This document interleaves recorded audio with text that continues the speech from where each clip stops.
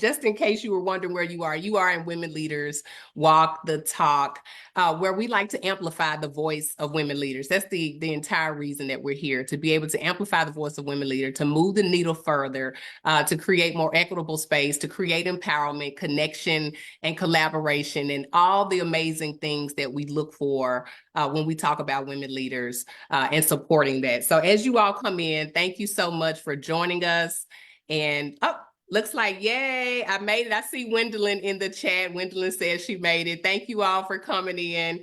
Gwendolyn was on our episode last month. And so please go back and check that one out as well. So we talked good stuff last month as well. But I'm going to go ahead and get started. So good evening. Welcome to what I want to call a very special episode of Women Leaders Walk the Talk. And I know you're kind of like, all of them special, Kristen, and they are. But this one's really special. I'm your host and chief leadership enthusiast, I like to call myself. But tonight is special because we are not just celebrating another episode, but we are marking what I want to call a pivotal moment as we stand on the cusp of closing out Women's History Month.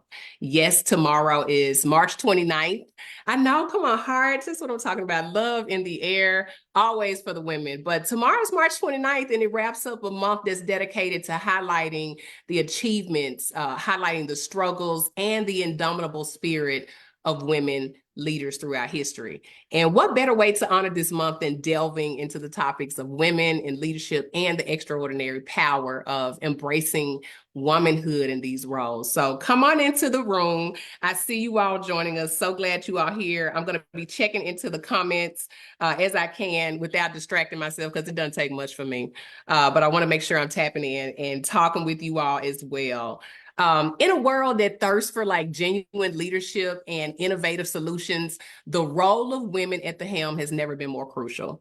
Women leaders bring to the table a wealth of perspectives, a wealth of resilience and empathy and creativity that not only challenges the status quo, but also paves the way for transformative change. And I promise that is not easy to do. So tonight we shine a light on those remarkable women who have broken barriers, who have challenged norms, and we're going to challenge some norms tonight, and who have set new standards for excellence and integrity. So drop that in the chat right quick if you can.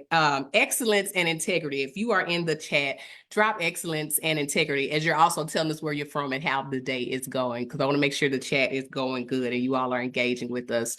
So join us tonight, because we're going to have an evening filled with inspiring conversation, transformative insights, and a celebration of the women who not only walk the talk, but are also blazing trails for future generations. Let's get inspired, because as we've seen time and time again, when women lead, let me make sure I'm clear. When women lead, they create a legacy. We create a legacy of progress that resonates well beyond Women's History Month, right? Tomorrow's March 29th, and that's the end of History Month, Women's History Month, but we will continue to make the legacy of progress. So let the conversation begin. Tonight, I have an absolute pleasure and honor to introduce and reintroduce two amazing women leaders. And I met them just a couple years ago, but I've been absolutely in admiration of the work that you all do, the poise of each of you, what you represent as women leaders. And I'm so glad to have you here. They are respectfully bold, B-O-L-D. Like, really, that's what we're here for. Women Leaders Walk the Talk. I want bold women who are, okay with, pressing the envelope and sharing what is impactful information. They are demanding, and I'll even say audaciously authentic. Like, I love that, audaciously authentic. So Dr. Mary M.J. McConner, who is the visionary and founder of Inclusive Excellence Consulting. Dr. Mary McConner, or MJ as we're going to make sure we call her tonight, has an extensive background as a certified diversity executive, and she is an award-winning entrepreneur, and she illuminates the intricacies, of diversity, equity, and inclusion, and international education with over 15 years of dedicated service. Hello, MJ. Hey, girl. Hey, I'm so excited to be here. Thank you so much for that warm welcome and introduction. Awesome, awesome. Thank you, thank you. Now we also have as a guest with us tonight, we have the Kandice Whitaker. I like to call her the ultra business strategist. She is the CEO of Alpha and Omega Consulting Incorporated, and she stands out because of her impactful contributions in the spaces of consulting, in government, and in education. And she has a solid foundation in advisory consulting and corporate training, and she shines a pillar of empowerment. So hello, Kandice. How are you? Hey y'all. I'm so excited to be here. Thank you for having me. I can't wait to find out what this conversation is going to be about. Look, I got you here. If you are here, trust me, you already have all the answers. I know it. I know it. Let's see. Look, I see something that just happened. It says this live has ended. I want to make sure nothing has disconnected. Let me check one thing out. Let's see. I think if you all are in the chat, you all let me know. See, excellence and integrity. I do see comments coming. So it doesn't look like it's ended on my phone. I just want to make sure we haven't ended. I know you're like in the middle. Yep, in the middle. Just want to make sure we're okay. It still says we're here. Okay. So anyway, I want to get into our questions because that's what we're here for, to get your insight, to get your perspective tonight. So I always like to start off with this first question. If you think of the word leadership, what is one word? Come on, y'all play good with me tonight. One word to describe leadership. If you had to describe leadership, what would that one word be? I can't help but to go to inclusive. So inclusive leadership is a big one. And the reason my mind goes to that, obviously, I work in the DE&I space, but I think there's so much research and there's just so much evidence out there that the more inclusive you are in your leadership style, the more likely you are to lead effectively. So I think it's so important, and not just, in the workplace, but just in life in general, to always have that inclusive approach where people actually feel seen and heard. I think that's the first word that came to mind for me. I love it. Inclusive leadership, or the word inclusive when we think about leadership. And I know that's going to be a thread for tonight. I love it. I love it. And I think what I really held on to was that it allows us to make sure that we see people and to make sure that they feel seen as well. So I love that. I love that. What about you, Kandice? What's your word? Leadership. Emotional intelligence. I think many of the problems that we see in leadership, DEI is a great example, is that people sometimes lack empathy, sometimes lack confidence, sometimes lack the abilities to appropriately assess themselves and inventory their skills and say, hey, where can I be better? And those things are paramount to being a leader, regardless of the space that you're in. I love it. I love it. Emotional intelligence. I think of like being able to self-regulate, and then being able to, because you're able to self-regulate, then you're able to relate and connect better with people and lead them more effectively. But I love that. So those are our two threads for tonight. You all drop in the chat inclusive and drop in the chat emotional intelligence. I always like to, those are our anchors. That's what I want to say. Those are our anchors for tonight. When I ask that question, it really typically resonates how the conversation is going to go. And so I love it. I love it.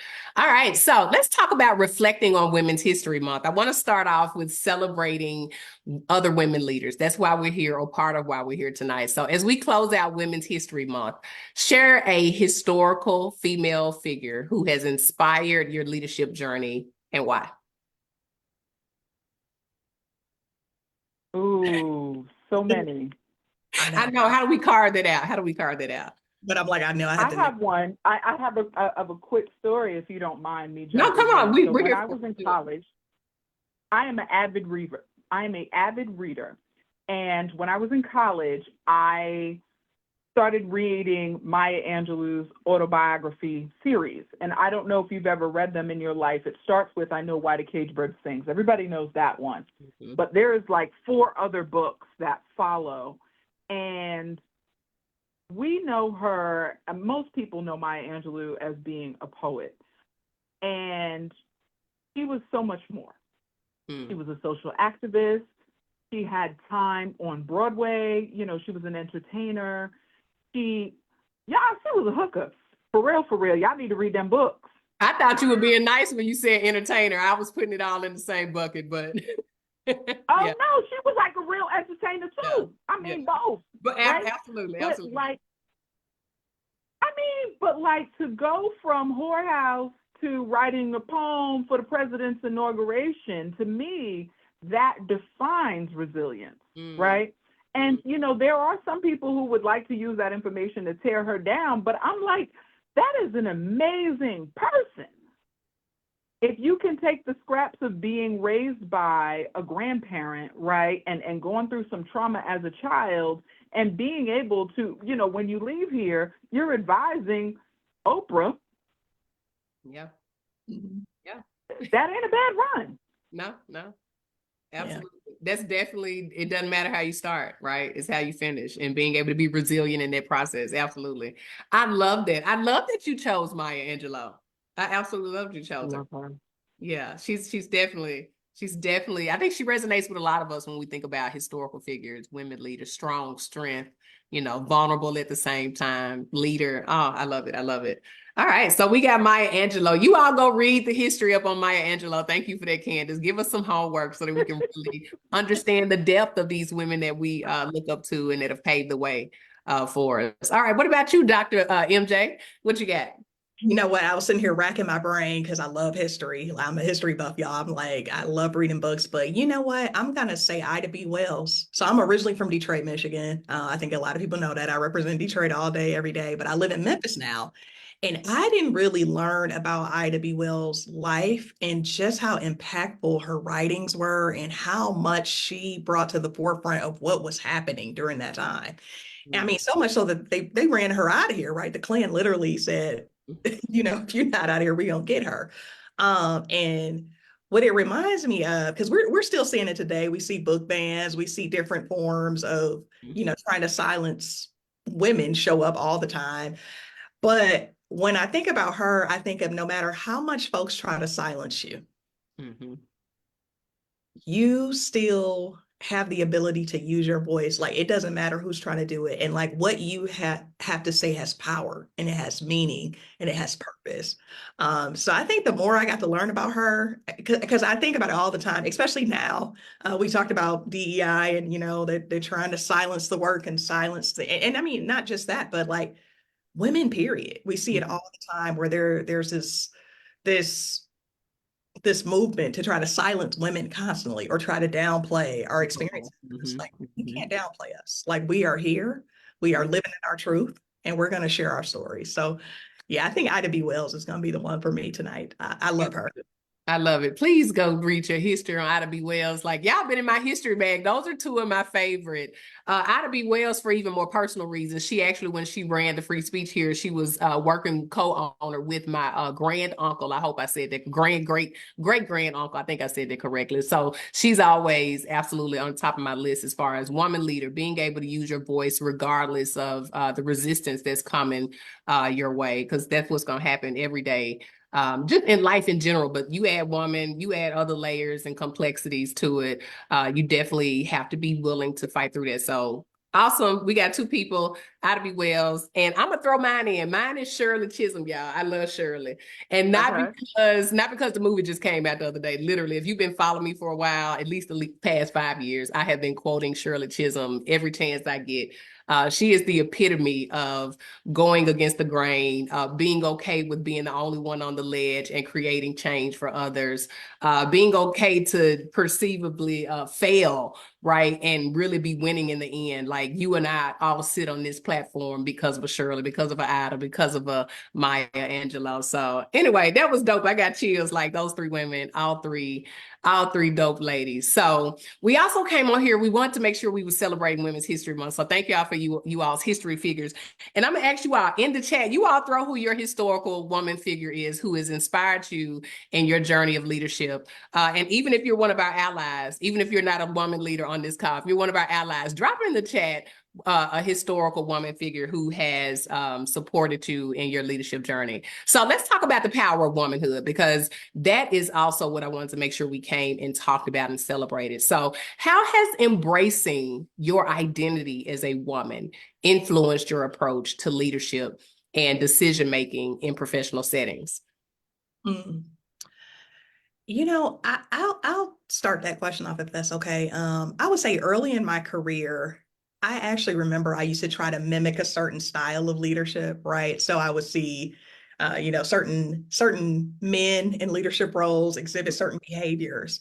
And I realized really quickly, and I think a lot of women realize this, is like when I exhibit those same behaviors, Mm. there's a different perception of me, right? He's assertive, I'm Mhm. aggressive, and so I think with time, what ended up happening was that I said, okay, I have to show up as MJ. Like I can't try to emulate different styles of leadership that may not work well for me. And plus, I wasn't being true to myself, right? I was trying to be something else based on what I thought the perception of what leadership should look like. Mhm. And me, I have a sense of humor. I like to make people feel engaged. I like to make everybody feel welcomed.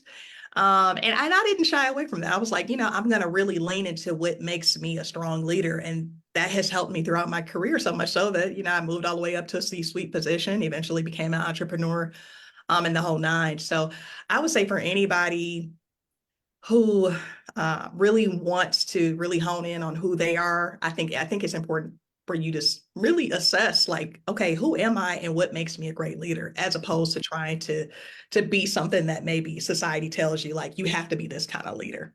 Mhm. I love that. I love that. And we do. I mean, because it's a fine line between admiring and want to use and be those skills and those qualities that you see in others and still be yourself, right? Because for me, it was like I would see the Claire Huxtables, right? Or I would see what I perceive the women with the briefcases in their hands and the suits. That's what made you a boss. That's what made you a leader. And I took that and like, oh, that's what I have to wear as well, or that's how I have to show up. And Claire bad, okay? But I'm not Claire. I'm Kristen, right? And I did have to learn over time. No, show up as Kristen. Be, have the empathy, have the humility, and those things that I feel like naturally sometimes come with women. Use that and leverage it and create the power behind it, and be okay with showing up like that. So I love it. Thank you for that, MJ. What about you, Kandice? That question was a little hard for me because I am different than Okay. most people.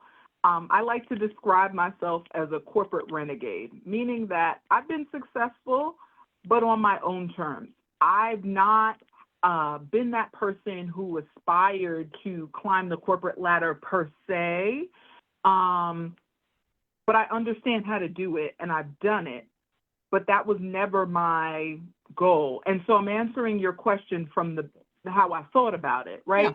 So being a woman is what made me get into that space, meaning that as a leader, my value set was not looking for my ace player. I was more interested in my team being happy because I understood their holistic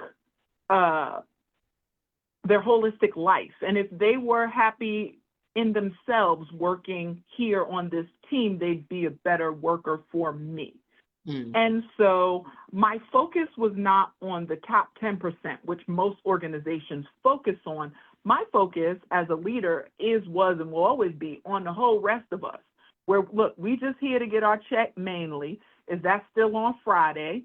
We'll move up as long as it's comfortable and we can do the stuff that we want to do. But that's why I call my team, we're corporate renegades. We're here to make good money and do a great job while we're here, but we have a different aspiration than those who are just looking to move up the corporate ladder. So I love it. it allowed me to look at everybody. Yeah. And I was going to say, thank you for that perspective. Absolutely. And that's why we're here, to make sure that we're gaining multiple perspectives, that I guess I appreciated their perspective about power, and womanhood, and being okay with not going the what I want to say, the cookie cutter, or the way that seems typically the most comfortable or normal path. I'd say. So thank you. And let me see. Gwendolyn said that part. Darlene mentioned something about the imposter syndrome that sometimes absolutely can get in the way of us showing up fully as women in leadership for some. How do you all feel about that, the imposter syndrome? I see that in the chat. What are your thoughts around that in womanhood? I have one, but I have a quick. I mean, The imposter syndrome. go ahead. Yeah. So I actually, I had, and this was earlier in my career, but at one point I actually had an anxiety attack during a meeting. I mean, full on anxiety attack, because I was so convinced that I didn't deserve to be there that people saw me literally like stop, and I started shaking and sweating. It was that bad. And when I left, and I did have a conversation with a therapist and I talked about it, and she said, MJ, what makes you think you don't deserve to be in that space, right? What makes you think you don't deserve to be there just like your colleagues? And I think part of it, because I was the only Black woman on the team. And, I think I had to do just a lot of soul searching, not to be cliche, but it was literally like, okay, who am I? Why do I deserve to be here? Right. I had to wrap my mind around, no, I earned my spot, right? I earned this position. And so, I mean, but imposter syndrome is real. It can really get in the way of you achieving what you want to really achieve in terms of your career. And so when that does show up, I always tell people, take a step back and remind yourself of who you are. You Yeah. are ancestors' wildest dreams. You deserve to be here. You have the credentials. You have the knowledge. Now really lean into that. Yeah, and it makes me go back to what you said earlier about self-awareness, right? Understanding who you are, knowing exactly who you are, and not shifting from that. Or I think I heard Kandice, you said confidence. One of you all used the word confidence early on, like it's having the confidence to understand. So even when we go into those spaces that we feel like we're different, when we're not, we're probably, yeah, I'm not even gonna go down the rabbit hole. But yeah, when we're getting to those spaces, making sure we understand who we are. But Kandice, what was your perspective about imposter syndrome? So the term imposter syndrome makes me very sad because I know what it is, and I also have experienced it, but I'm on the other side of that, and I've been here long enough to tell y'all who are experiencing it. It is the term imposter syndrome internalizes the passive-aggressive microaggressions that women of color experience on a daily basis, where we have to prove ourselves. And then when we have a physiological reaction to the microaggressions that we experience on a daily basis, we internalize it and call that a microaggression, and we internalize that and call that imposter syndrome. Nah, y'all was treating us like we were imposters.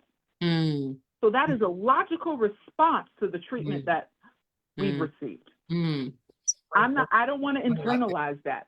I need a better term. It is a thing that exists in nature, but it's not right. And I won't accept it. I like it. And you shouldn't either. I like it. I like it. I mean, not embracing it, right? That's the whole point. Not embracing it as such, and understanding that there are natural responses because it is societal. I was going to ask a question about societal and cultural and conditioning, and exposure, right? All of that plays into it as to why we are responding that way. And it's those experiences that we've seen either firsthand or heard about, on and on again. So thank you for that, Kandice. So remove that language. It's what I'm hearing for tonight. And don't embrace. I think it's cause and effect. Yeah. Yeah, don't embrace that.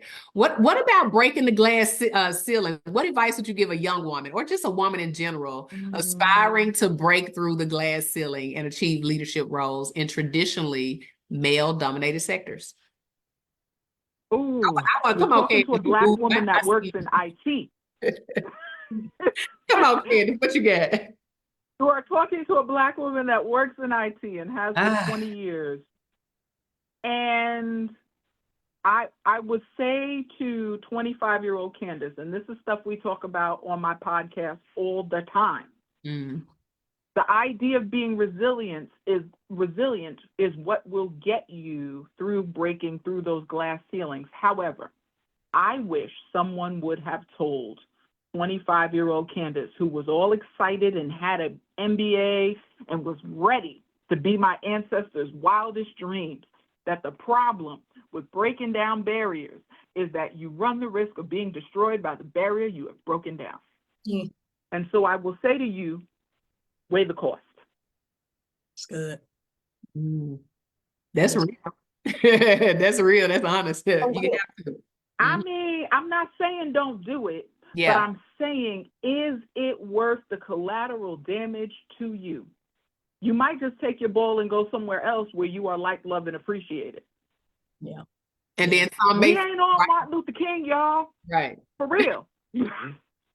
But some may choose to go forward. But I think what's important is like really being honest with yourself. So when you do find yourself in the midst of it, you have made that conscious decision. Yes, I welcome, or yes, I am ready to take these scenarios head on when they come. Because to your point, they are going to come when we're willing to begin breaking those barriers and breaking through the ceiling. And I love the I guess I got a visual actually of watching the barriers breaking down and then trying to like walk around them or just get across them once they actually get in your way, because now they're closer to you, right? When you actually they're closer to you, it's more accessible, and they're more accessible to you at that point.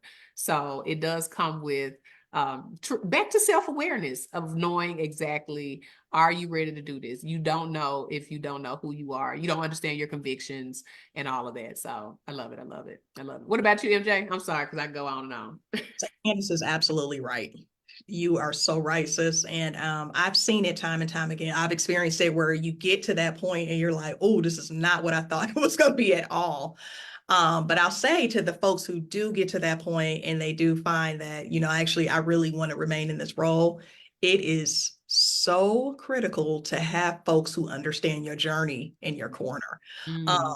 if there are other women out there who could serve as great mentors, great sponsors, somebody who can help support you along that, it makes a world of difference. Because I got to the point where I was like, okay, I need to find a woman who knows what this is like to be in this kind of situation where, you're getting talked over and it's just a lot of testosterone and I'm like, I just want to get a word in.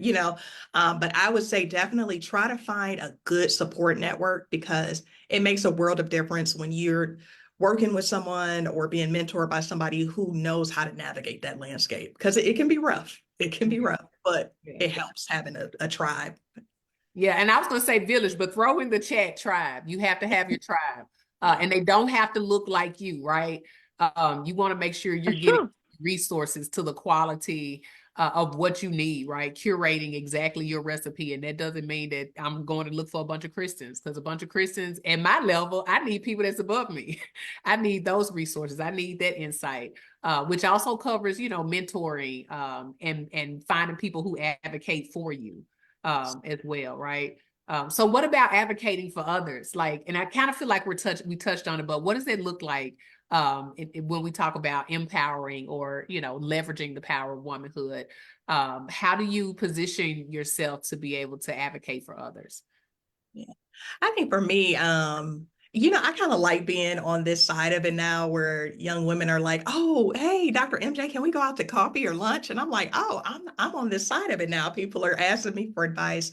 And so I welcome that. I'm a part of different organizations, Memphis, like Junior League of Memphis and sorority and just different things where it's very women centered and has a focus on women developing and becoming better leaders. And so I always try to make myself available to those who are coachable and who want to learn. And I say that because I've had instances where I'm like, hey, girl, I'm trying to help you out here. And they're not really receptive or ready for it yet, right? But for folks who are like really in a space where they're wanting to learn and grow, I do try to make myself available as possible. Actually, I'm meeting up with a young lady. She's a student at the University of Memphis. She just messaged me on LinkedIn, like, I see you do all these great speaking engagements. I want to be a speaker one day. Can we meet up for coffee? And I was like, sure. And so just that simple. And I think it's important for women to realize too that it's okay to reach out to folks. Like sometimes we're afraid that, oh, well, she might be busy. She may not have the time, but you never know. Like there are a lot of people out here who get a joy out of being able to help the next person move up in their career. So please reach out. Yep. Y'all heard it. Y'all heard it. Reach out to MJ. She told you. Don't be scared. Don't be scared. Don't limit yourself. Awesome. Awesome. What about you, Kandice, when we talk about that? So that's a great question. I kind of gone about that in a different way. And I've done it in a few different ways. First thing is, I talked about my podcast. I have a podcast called Bail Yourself Out. It is a happy hour style podcast. And so in that space, we talk about using resilience to develop your personal and professional goals, but it's happy hour style, like how we talk. This is me talking to 25-year-old Kandice. And so that is my way of giving back. And we have amazing guests. It's not just me. we have amazing guests who talk about, their experiences as entrepreneur, there's experiences being, doing a side hustle, all those kinds of things. So that's one thing that I do. I also do some group coaching. I have a little seedling entrepreneur group of women. We call ourselves Goal Friends. And we meet via Zoom, and we talk about things, because being an entrepreneur is ghetto sometimes. Very ghetto, very ghetto. One Yelp rating. But people who are not entrepreneurs, they don't understand you. So, what MJ was talking about earlier about finding your tribe, that really resonated with me. And so, building that community of entrepreneurs, like, girl, what you using for a CRM? Or what's your product going to do for next year? Or those kinds of conversations that you can't have with your family because you sound like you bragging. Like, but I'm just trying to eat Easter dinner and talk to you about what's on my mind.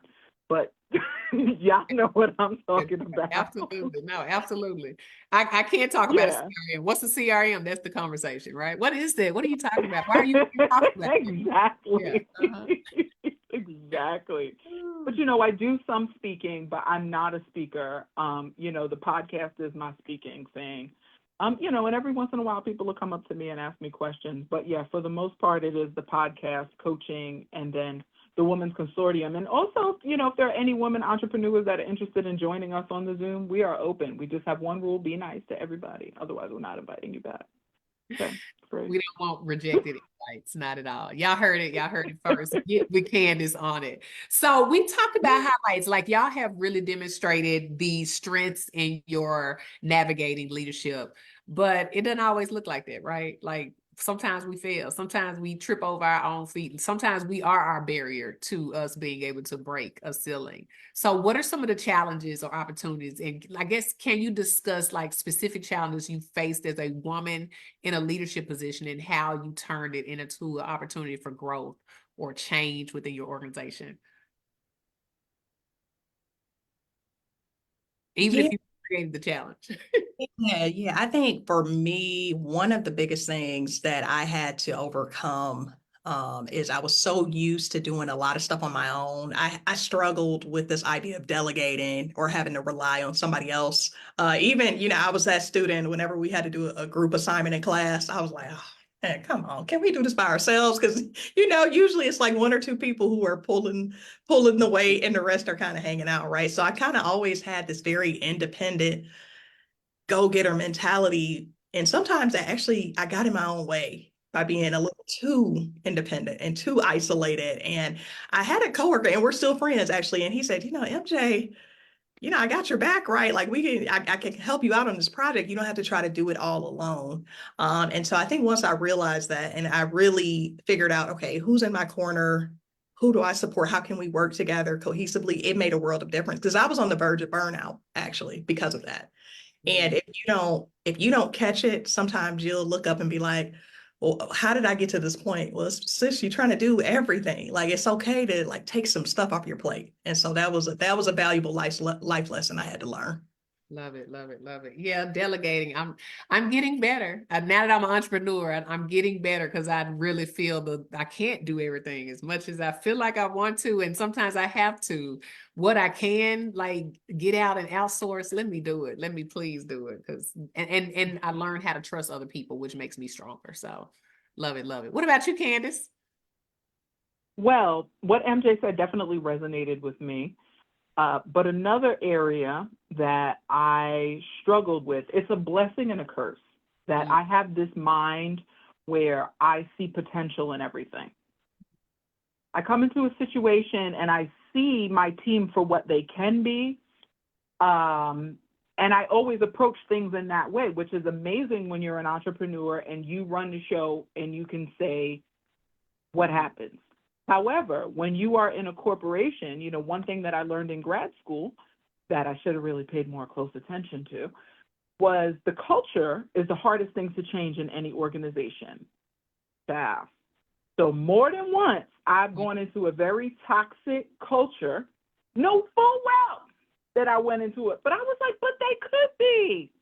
And me, Miss Optimistic, working on what they could be, child, had anxiety, tightness in my chest. Y'all ain't gonna kill me. Because, there's a thin line between what people are and what they can be. There's that. But then the other thing of it is, just because I see potential doesn't mean that this other person or entity actually wants what they say they do. There's that. Mm-hmm. That's good. That was good. That makes me think a lesson I learned in a I guess in one of my roles. I went in again, bright-eyed, bushy-tailed. We're gonna save the world and make all these changes. And my manager at the time that reported, he was like, "This is a bear. Think of the organization as a bear. It moves extremely slow, right? Bears don't move that fast." And so I have to be willing to be patient with the type of, or let me say, at the pace at which I'm creating the change, which I was like, no, the potential is there for us to get it done in 3 months, when the reality is, or the culture is, oh, I really got to wait 3 years to get this done. And that can be frustrating. And that's a good note or awareness to have when you're going into the organization. So I love that, because no one gave me that as a note when I entered leadership. I kind of learned it by facing an opportunity that didn't wash out the way I thought it would, right? Or it didn't show up exactly the way I thought it would. And I had to learn to navigate it. I got stronger, but I bumped my head probably quite a bit just because I wasn't aware and it wasn't at the forefront of my thoughts. So thank you for sharing that. Absolutely. All right. I got a couple more questions and then we're going to get to my game. So let's talk about the future of female leadership. What changes would you like to see in the next decade to support and enhance the role of women in leadership positions across different sectors? What would that be for the future of female entrepreneurs? Leadership. Well, I think the first change that we could make in the United States specifically is to more align with other industrialized nations in terms of parental leave, in terms of childcare costs, because all of those things affect women's ability to be in positions of leadership and be effective leaders.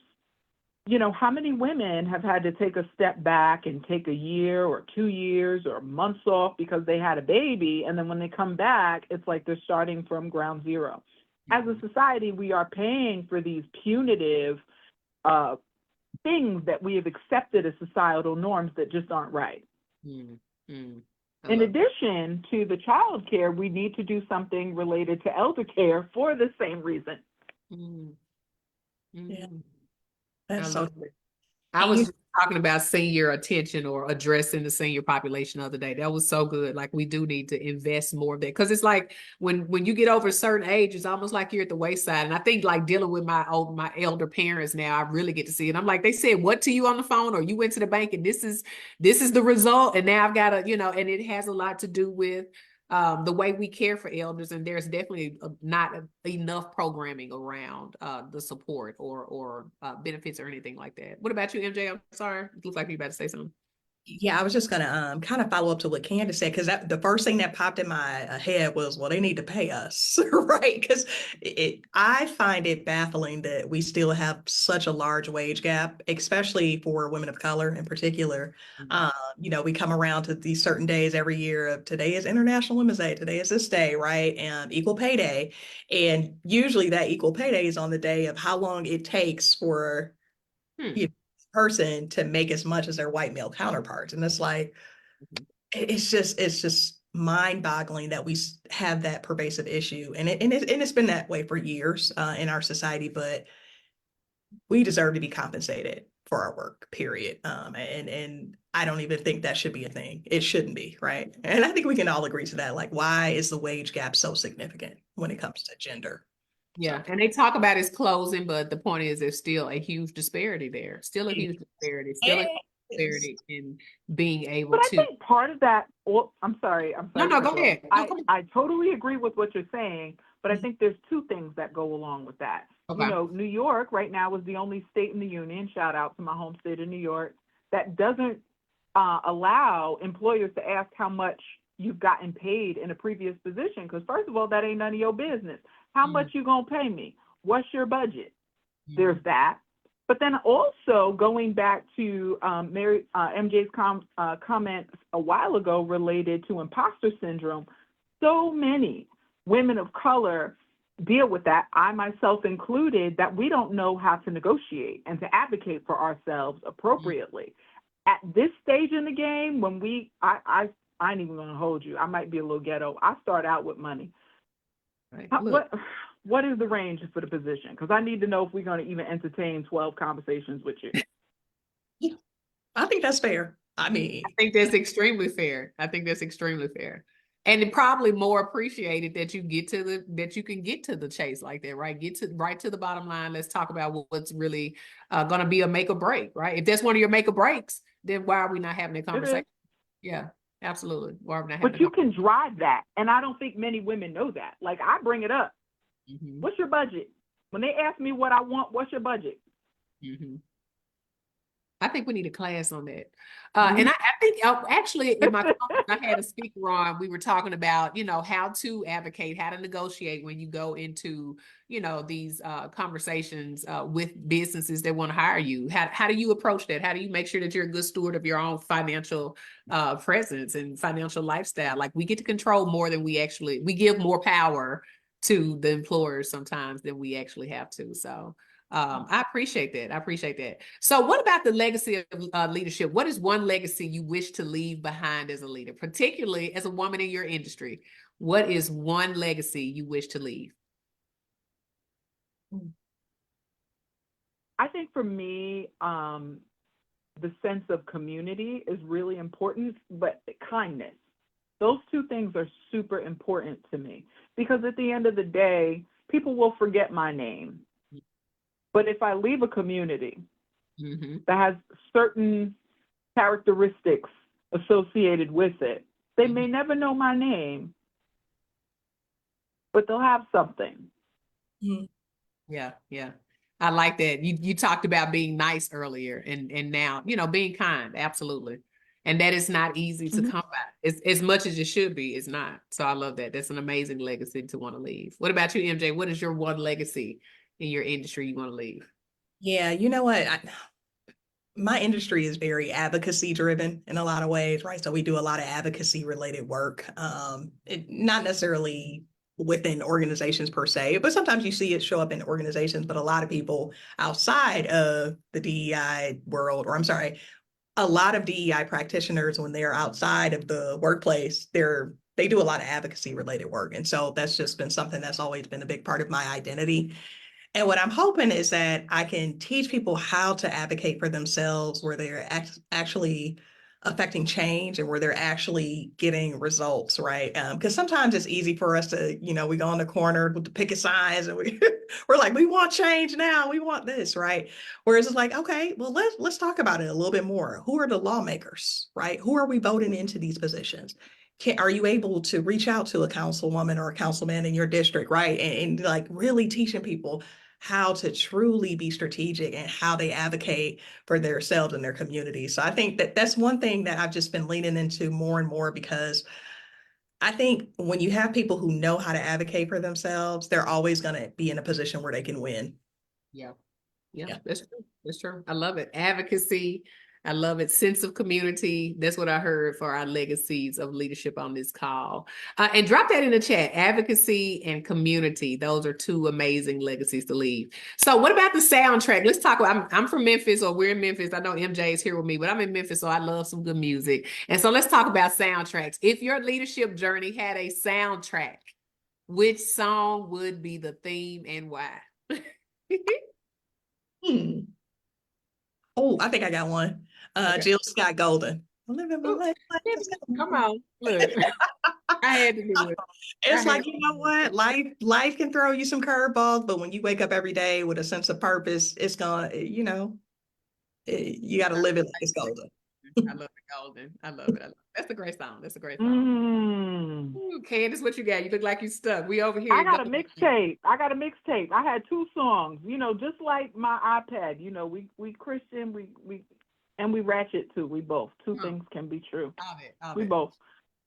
So my first song was "All I Do Is Win, Win, Win, No Matter What." Hey, that was my first song. Yes. But my second song was Jonathan McReynolds, and it's I'm not. May your bad days Ooh, prove ooh. that God is Oh, yeah. good. Hey, what's the name May of it? your whole life prove that God is good. My whole life is proving that God is good. Ooh, I love it. I love it. That's a So beautiful both song. of them. Yeah. That Yeah. Jonathan McReynolds gets me caught up, gets a good knot in my throat every time. Like, I love that song. I love it because it has so much meaning behind it. So that's a great song. But every now and then you got to hype yourself up and tell yourself You that got you to do both. it's the reminder that we are winning. It's the balance because we're multidimensional. We are multidimensional. Okay. So this was good. I love that conversation. Now we're gonna keep letting our hair down just a little bit as we get ready to wind down. I always like to play the game this or that for those who have never watched. It's basically I give you two options and you pick which one without giving it a whole lot of thought. Okay, just we're going with one. For the audience, I definitely want to make sure I engage you all. So please, as we go through these this or that's, drop your this or your that in the chat. All right. So our first this or that. Are we doing time travel to the past or time travel to the future? Future. The past wasn't good. What? No, child. We got a No. torn room. Yes. No. My Ain't younger no self. past. Oh. Unless you're talking about like maybe the 80s. Not right now. I mean, you get to pick. You get to pick your past if you go to the past. Like, I so mean, you going to the all future, types of Candace, stocks. and MJ says If she you going to the have past. the knowledge, How far in the I'd back? be investing in tech and everything. I'd be like, okay, young MJ, make sure you invest in Google, invest in this. Oh, take me back. Setting it up, making sure everything is good later. How far in the future are you going, Candace? It don't matter. The best is yet to come.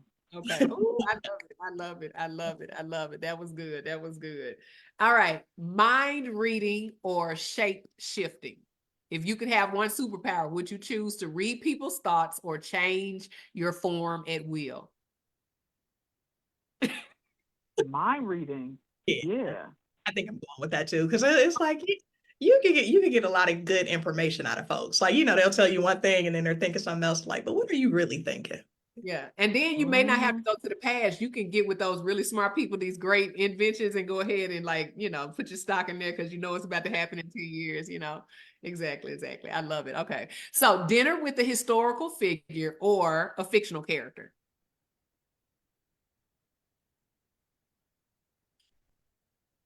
I'm taking Maya Angelou for 500.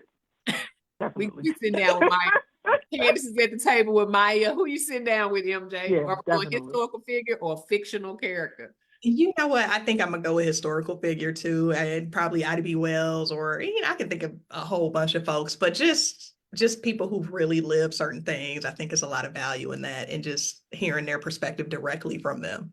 I love it. I love it. All right. So digital detox or social media savvy. Do you find value in taking regular breaks from all digital devices, or do you embrace the connectedness social media brings? I do detox. Okay. Would you say it depends for you, MJ? Depends on what's happening. It's like a double-edged sword because as entrepreneurs we have to kind of have this presence, or we got to think about our brand all the time. It's like, okay, post a video, post a clip. But when I take a break, I break. So that's why I was like a little bit of both. I think balance because it's easy to get inundated. I had those boundaries, know when it's time to pull back.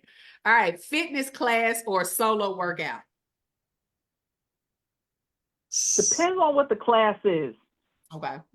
I need more information. That's all I got. I got fitness class. What's gonna make you get out there? What's gonna make you go to class versus solo? I like kickboxing, but I also like Zumba, but the person got to be on beat because I've had some offbeat Zumba people. This is not God's will for your life. No. I think that should be a requirement. You have to have some rhythm and some movement ability when you do Zumba. What about you, MJ? I think I'm gonna go with solo just because that's what I do. But if I find the right class, I might be open to it. But I do a lot of solo workouts. It's my go-to. It's just easier to. I'll have to try to be on somebody else's schedule. Yeah. The class makes me more accountable, but I do like being able to go when I feel like it, stay as long as I want to or not. All of that. All right. So write a best-selling novel or record a hit song. recorded his song. Okay. Yeah. What genre? Now I'm curious. What genre? Like what kind of? Yeah. What kind of genre? What genre? Yeah. I don't know. That's a great question. I'm not sure. I would be Okay. open. But you said hit song. Oh. Okay. Okay. So we looking for Kandice's album. We gotta get Kandice's album. And this the movement that goes with it. What are you doing, MJ? What do you say? You gonna do best-selling novel, or are we recording his song? Probably the novel piece, just because I love reading. I mean, I'm a bookworm. I've always been that way, so I probably novel. Okay, okay. I'm here for it. I'm here for it. I love it. Okay, last one. Do you want to speak all languages or speak to animals? Hmm. All languages. I don't care about talking to animals. I ain't even gonna be that close to y'all. I don't need that. You don't want to get your dog a little long? That is too funny. I got allergies. Y'all smell weird. I'm good. I'm probably gonna speak all But one languages. of those click languages would be cool. I'd be like, look, I did a little bit. Oh wow. Oh wow. I love it. I love it. I think languages too, because I love to travel. So it just makes sense to be able to speak the language wherever you go. It's nice to be able to communicate. So language. But although I kind of wouldn't mind talking to some of the animals, like some of them, just to know what I they do think. wonder what goes on in their minds sometimes. I do. Especially cats. Like I can't figure cats out. I'm like, do you have an attitude, or like, do you not want to be here? You know? So they're mysterious. If I had to listen to an animal, it would be I think I'd want to hear a dog, maybe. I don't know. Or an owl, because owls are my favorite too. But all right, all right. So I'm gonna go ahead and wrap us up. Thank y'all for playing my game, this or that. Just gives us a little bit more insight into our guests outside of the topics. We get to just know more about you as a human and get in your head. So thank you to our panelists tonight. Like seriously, MJ, Kandice, I'm so pleased, absolutely pleased, and just I feel honored that you all agreed to come onto the platform and to share your knowledge and your insight. And I promise when I bring people on, I already did my research. I already know I got the one. Are you the one, girl? I'm sorry, that song been in my head lately.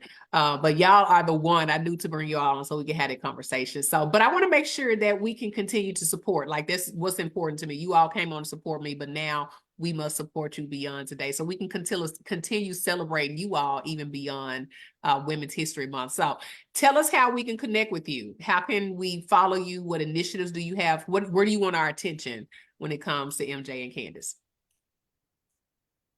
Yeah, so for me, I love LinkedIn. LinkedIn tends to be my preferred platforms, but you can connect with me on Facebook and Instagram. But I would say LinkedIn is probably the best way to reach me. I do a lot of posts on there. I do a lot of lives. I do some videos from time to time. And as far as like connected, so the name of my business is Inclusive Excellence Consulting. So full service DEI consultancy. So if you or an organization or someone you know is interested in bringing in a DEI consultant, then feel free to reach out to me. But I would love to connect.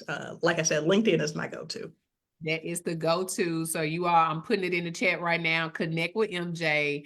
Amazing connect. And when she literally says reach out to her to connect, she is not telling the story. Someone was like, you need to get in contact with MJ. And I was like, okay, let me get in contact with MJ. And I sent MJ a message. Next thing I know, we were meeting in person. And I think we met a couple times, since then. So absolutely just an amazing resource, an amazing light in leadership. So you all be sure to connect with MJ. What about you, Kandice? How can we connect with you?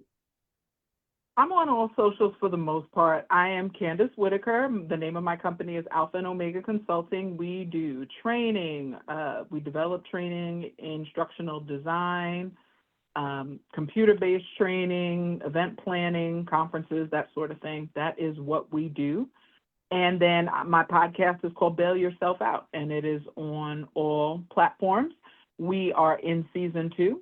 So if you want to check me out there, we just wrapped up season 2, and we talk about how to build your resilience and build yourself in a happy hour style. So, me just being me. And look, and if you enjoyed tonight with Kandice, just imagine her on 10, like on her own, in her own lane, being able to run the show. It's a good time, y'all. Like you will enjoy yourself. So please connect with Kandice. Like I said, an amazing light Both of these ladies are, and just perfect examples for what women leadership should, could, and does look like. So thank you all to our audience. I can't say that enough. We are here because you all are here. I mean, we can all jump on Zoom and we can have good conversation, but this is truly because of the audience, and it's so that we can continue to amplify the voice of women leaders and to help our allies see all the more reason that they need to help continue to not just amplify the voice of women leaders, but even touching on closing those gaps, creating the equitable policies and procedures that we need in place and legislation to support women leaders in every way. Let us make the money we need to make. Give us our parental care, and as well as our senior care, as Kandice highlighted. And I thought that was great. So last but not least, I don't know if you can see it. Oh, okay, because I'm not on a green screen. So you can now order 31 Days of Confidence, which is a 31-day interactive guide on leadership, but looking at it from the perspective of confidence. We talked about some of that tonight and how your confidence actually impacts how you carry out your leadership and how you're able to impact others in a positive way. So check that out. It's on Amazon. You can get that. We are going to be back with Women Leaders Walk the Talk in April and May. We've already got it scheduled out, so you all check us out. It's going to be the last week of the month. We also have the meetup that we are producing. Is happening May the 18th, and it is an in-person, I like to call it a mastermind meets group coaching meets networking, and a whole lot of fun. So please come out to do that as well.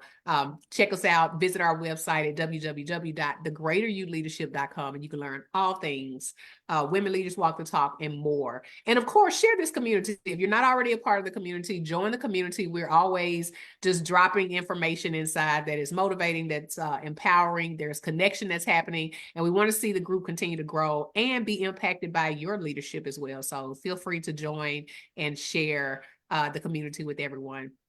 And I think that wraps it up. Y'all got anything else? Did I miss anything, y'all think? No, I think you got it all. I need Thank to you. I want to look like I got it all. Well, with that, as always, I want to wish everybody an amazing night. And I have to end with let's lead. Y'all have a good one. Peace out.